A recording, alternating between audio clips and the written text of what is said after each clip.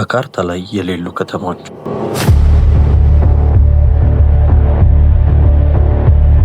ካርታዎች ትረካዎች ናቸው። አስፈላጊ የሆነውን እውነተኛውን፣ አስተማማኝ የሆነውን ይነግሩናል። ግን ሆን ብለው የሚያጠፏቸው ቦታዎችስ? የጠፉ የጥንት ከተሞች ሳይሆን ዘመናዊ እንቅስቃሴና ሕይወት ያላቸው፣ ብዙውን ጊዜ ሚስጥራዊ ስፍራዎች ከብዙሃኑ የተሰወሩ፣ የተሸሸጉ ወይም በቀላሉ እውቅና ያልተሰጣቸው ናቸው። እነዚህ ካርታዎች ላይ የሌሉ ከተሞች ናቸው። ታሪኮቻቸው የ20ኛውና የ21ኛው ክፍለ ዘመን ታሪክ ስውር ንድፎች ናቸው። የሳይንስ፣ የስለላ፣ የጥፋትና የቁጥጥር ተረቶች ውጤት። ከእነዚህ ውስጥ ሶስቱን የመናፍስት ካርታ ጥናቶች እናገኛቸዋለን። ከሬዲዮ አክቲቭ ሳይንስ ከተማ፣ ለማይመጣ ንጉሥ ከተገነባቸው ዋና ከተማ፣ የማስታወስ ችሎታውን ለመስጠም ፈቃደኛ የሆነች ከተማ።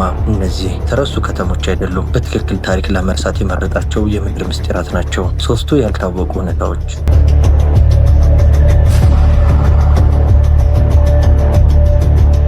አንደኛ፣ ዘሌዝኖጎርስኪ ሩሲያ የማይታየው የኒውክሌር ከተማ። የሶቪየት የኒውክሌር ጦር መሳሪያ የማዕዘን ድንጋይ የሆነችው ይህች 100,000 ሰዎች ያሏት ከተማ ለ45 ዓመታት በካርታው ላይ ባዶ ቦታ ነበረች። በፖስታል ኮድ ብቻ የሚታወቅ ክሪያኖሪስክ 26 የሚባል ቦታ በዩኒሲ ወንዝ አቅራቢያ በሚገኘው የሳይቤሪያ ጫካ ውስጥ የተቀረጸው ዜሌዝኖጎርስክ የተዘጋ አስተዳደር፣ የግዛት ምስረታ ወይም ዛቶ ተልዕኮ የጦር መሳሪያ ደረጃ ፕሉቶኒየም ለማምረት ነበር። ሉናዋ የመንግስት ምስጢር ነበር።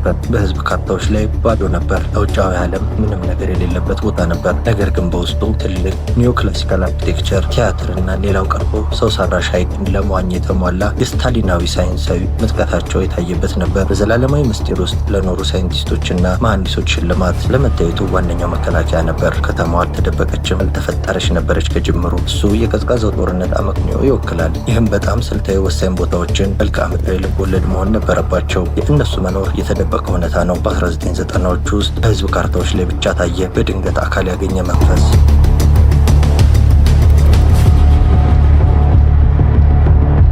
ሁለተኛ፣ ሴውቶፖሊስ ቡልጋሪያ የሰመጠው መንግስት። በዘመናዊ የቡልጋሪያ ውሃ ማጠራቀሚያ ስር በንጉስ ቲዮስ ሶስተኛ የተመሰረተችው በ4ኛው መቶ ክፍለ ዘመን ነበር። ከክርስቶስ ልደት በፊት በፍጹም ጥንቃቄ የተጠበቀች የትሬሸን ከተማ ትገኛለች። በዘመናት ጥላ መካከል አልጠፋችም። ነገር ግን ሆን ተብሎ በኮሚኒስት መንግስት አብዮታዊ መፈክሮች መካከል በ1950ዎቹ ተረሳ። ይህች ከተማ በጥንታዊ ካርታዎች ላይ ነበረች፣ ቢሆንም በዘመናዊዎቹ በግድብ ፕሮጀክት የተሰረዘች ከተማ ነች። እንደ ሌሎች የአርኪኦሎጂ ቦታዎች ሴውቶፖሊስ አልተቆፈረምና አልተንቀሳቀሰም። በቀላሉ በውሃ ውስጥ ገብቷል። በሚያስደንቅ ሁኔታ ያልተነኩ ጎዳናዎች፣ ግድግዳዎችና ገበያዎች ምስጢራዊ የባህር ውስጥ ከተማ ሆነዋል። የተደበቀው ሀቅ የፖለቲካ ስሌት ነው።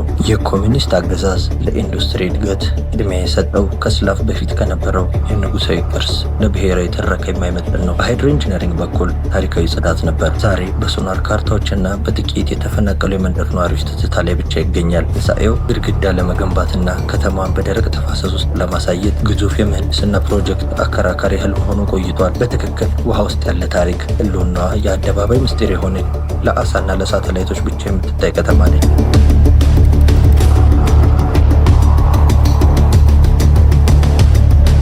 ሶስተኛ፣ መስመሩ ወይም ኒዮ ሳውዲ አረቢያ የወደፊቱ የካርታ አዘጋጀች። በቀይ ባህር ዳርቻ ሳውዲ አረቢያ 170 ኪሎ ሜትር ርዝመት ያለውንና ለ9 ሚሊዮን ሰዎች የተነደፈ የመስመር ቅርጽ ያለው ከተማ ደላይን በመገንባት ላይ ትገኛለች። ሆኖም በአብዛኛዎቹ የአሁኑ ካርታዎች ላይ እና የሳተላይት አፕሊኬሽኖች ግዙፉ በቀጣይነት ያለው ግንባታ በዲጂታል መንገድ ተቀይሯል ወይም ተደብቋል። ይህች ከተማ እስካሁን የለችም።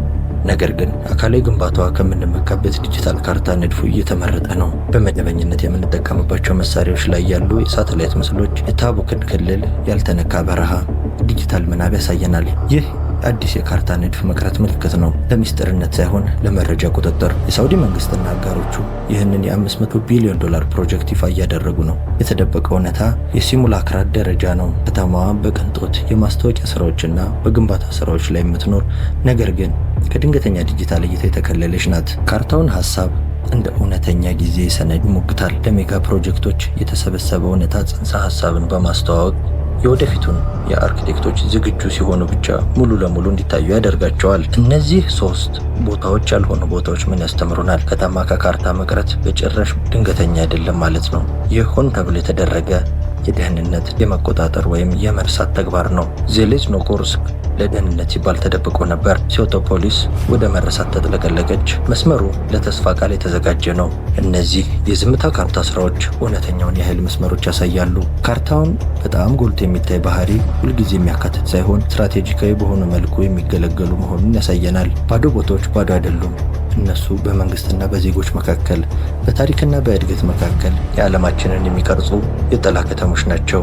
ዓለማችንን የሚቀርጹት ሌሎች ስውር መልክዓ ምድሮች ምንድን ናቸው? ከካርታ ጋር የማይስማማ የሚመስል ቦታ ያውቃሉ? የእርሶን ሀሳብና አስተያየት ከዚህ በታች ያካፍሉ። በዓለም ላይ የማይታዩ ድብቅ ነገሮች ላይ ተጨማሪ አሰሳዎችን ለማግኘት ሰብስክራይብ ያደርጉና ማረፊያ ቲዩብ ላይ መዝገቡ። ይህ ታሪኮች ጀርባ ያሉ ታሪኮችን የሚገልጽ ማረፊያ ቲዩብ ነው።